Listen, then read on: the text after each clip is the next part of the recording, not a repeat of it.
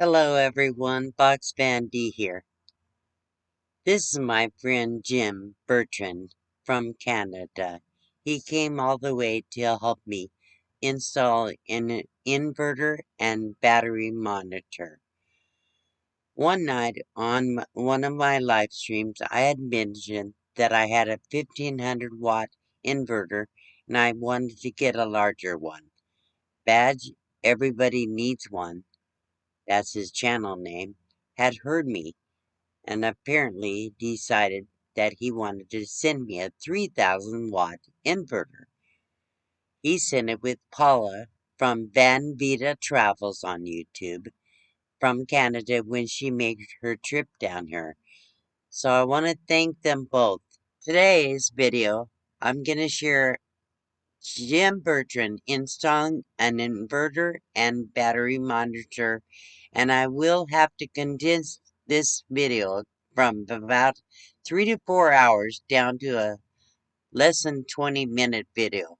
So it's not going to be easy, but what I've done is taken a lot of pictures of the actual work that we did, and the portions in the video where he talked and described what he's doing and the reasons, I thought would be interesting to share that conversations.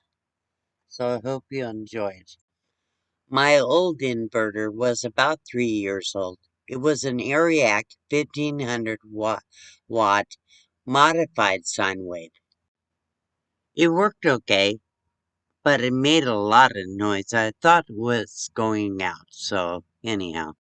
So Jim brought me this inverter, 1500 watt pure sine inverter.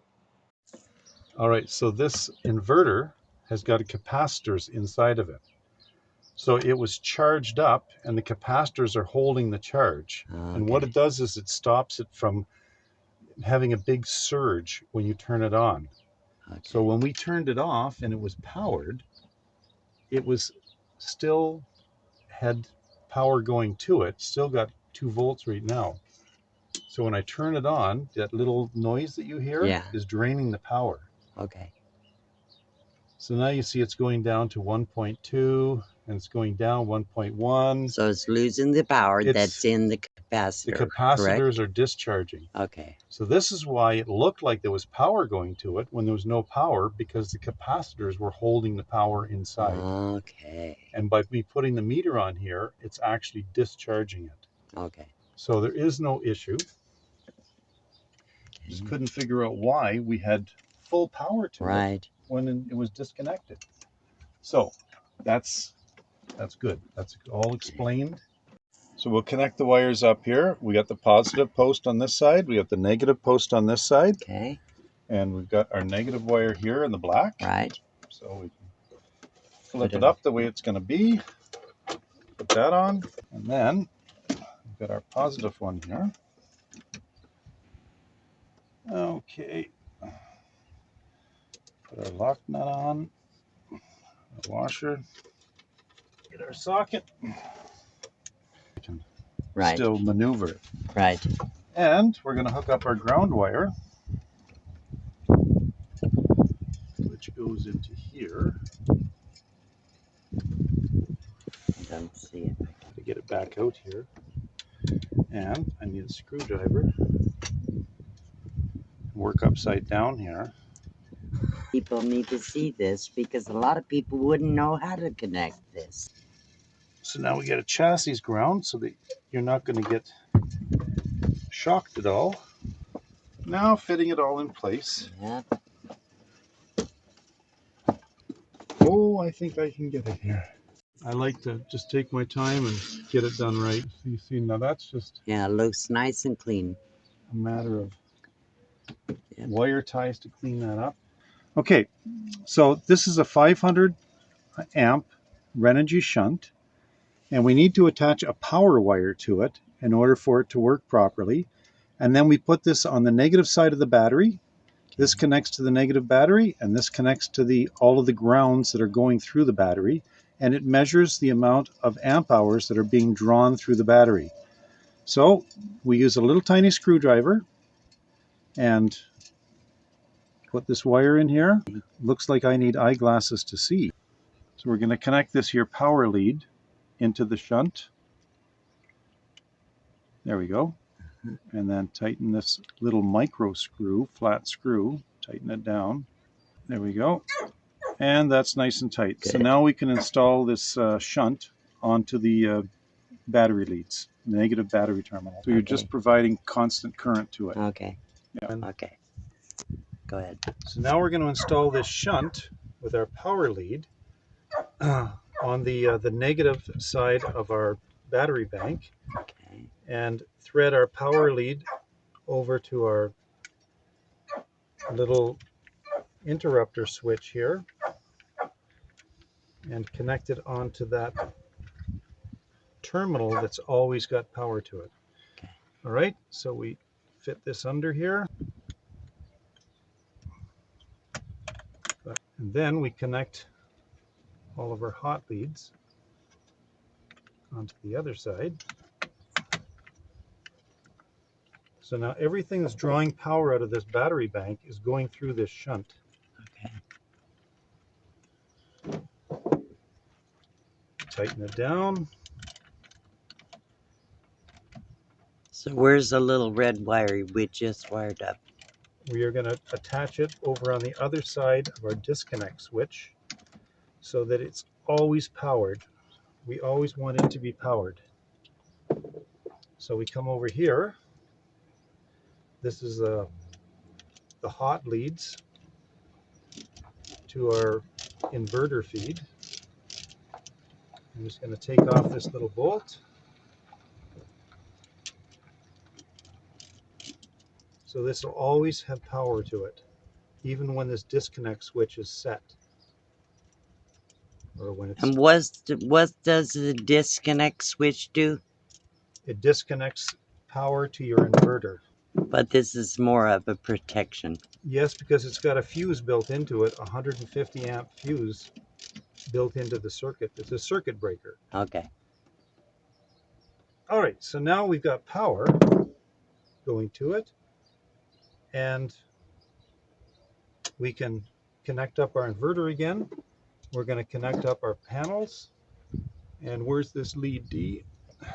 This is the lead that goes to our monitor. Do this right here. So we have to connect this in. Yes. And it's got slots on the bottom. Right. So we connect it like so. And then we take your monitor and we connect it in with slots the same way on the bottom. Okay. And lo and behold, there we go. Okay. So we're going to change. We're going to program that for you. Okay. Okay. So now we're going to reconnect our solar panels. I normally use bushings on those, but where we put this in didn't.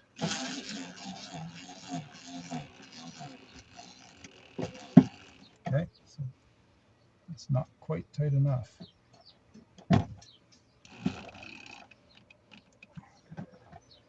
It's good and tight now. So that one's working. Just going to wind this up D. Make it nice and compact.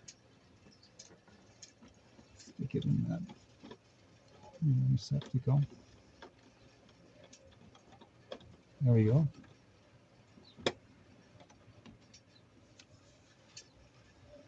And we're going to tighten this one up.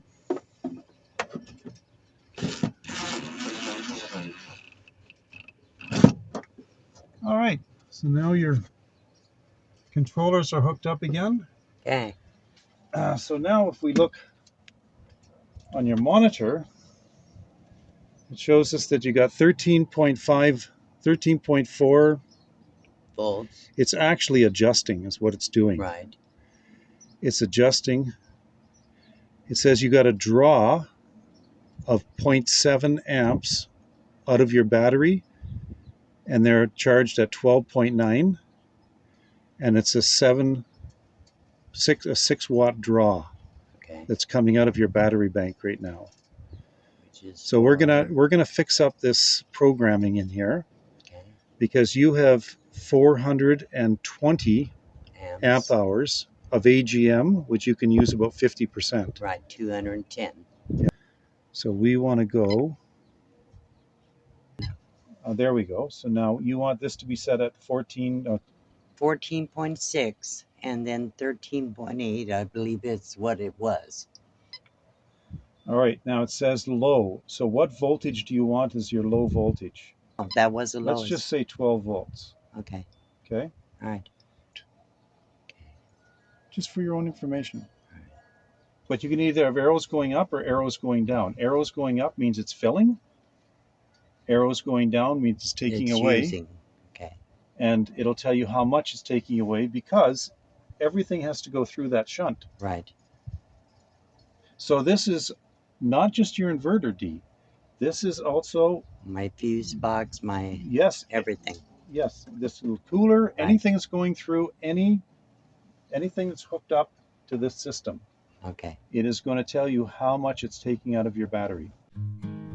So everything in behind this door, this little cabinet I had to be moved or shifted, including the wires and the fuse box, carbon monoxide detector, and the fire extinguisher.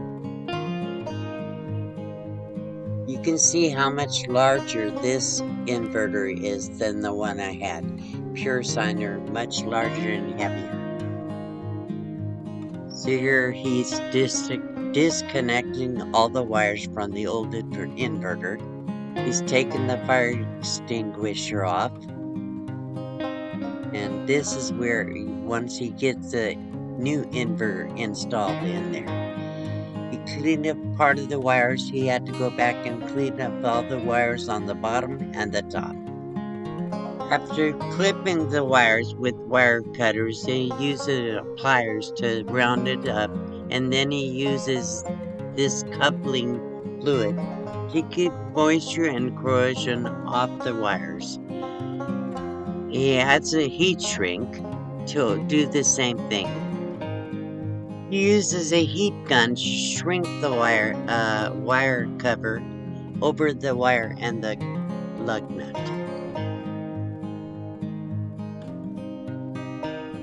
Here he's using a heavy-duty crimper to crimp the lug nut around the wire, so it won't slip off no matter what.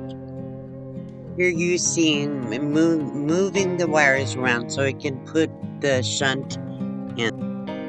Then he attaches the lugs to the inverter using a washer and a locking nut on both ends and also on the ground wire. So D, we took out this 1500 watt modified sine wave power inverter that you've been using for a couple of years, but you've had some issues. It's not that it's not working, it is working, but you've had issues with it giving you problems with burning up laptops and some other electronic components. And instead we've replaced it with a 1500 watt pure sine inverter. And the pure sine inverter is important when you're using it for electrical items, such as microwaves that have computers in them, or laptops with the power bricks. So this is going to provide you with much cleaner power. It's still only 1500 watts, but it's much cleaner power. I'm not an electrical engineer, D, but there's a lot of information about this on the net. But for electronic items that use computers in them, you need a pure sine wave. But if you're just using it for heating elements like toasters or kettles or things like that, you can use a modified sine wave, and they're a lot cheaper to buy. They're quite often they're smaller, but you do want to use a pure sine wave for modern electronics. They call it dirty power that comes out of a modified sine wave, and those little electronic circuits don't like dirty power. So this provides cleaner power than what you'll get off on the grid. Actually, a pure sine wave is better than what's on the grid in most cases. Well, friends, I certainly hope you enjoyed this instructional, informational video and learned something about installing inverters and battery monitors. Jim is very knowledgeable, and I really do appreciate what he did for me. He doesn't have a YouTube channel, but you'll see him around in the live streams and on other videos chat. So thank you all for coming. Please check out the description below where I do include links. And also, if you want to support the channel, you will find links to my Amazon wish list and my PayPal, all different things, my Teespring store. So I appreciate you checking out the description below the video. Thank you. Bye bye.